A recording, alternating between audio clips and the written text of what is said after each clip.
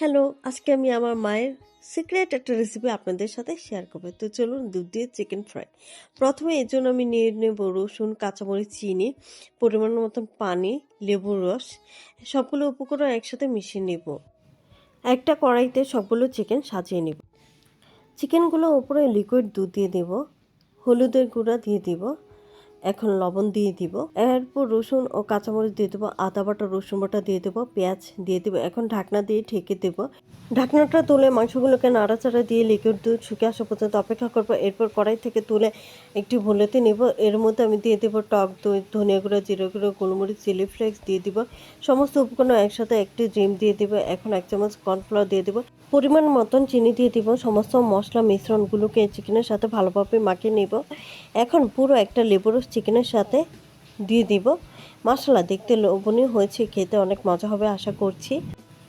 এখন একটা সস তৈরি করতে হবে। সসটা তৈরি করার জন্য আমি দিয়ে দিব হট টমেটো সস ও টক দই। এখন এই দুটো ভালোভাবে মিশিয়ে নেব এবং এর মধ্যে দিয়ে দেবো 2 চামচ চিনি।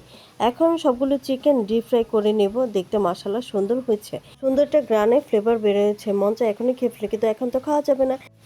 আমার সামনে চলে এসেছে দুধ দিয়ে চিকেন ফ্রাই। তো আমি 2টা সস দিয়ে টেস্ট করছি, মাশাআল্লাহ আলহামদুলিল্লাহ অনেক ভালো হয়েছে। তাই বলছে সবাই এই রেসিপিটা একবার হলে ট্রাই করবেন। ধন্যবাদ।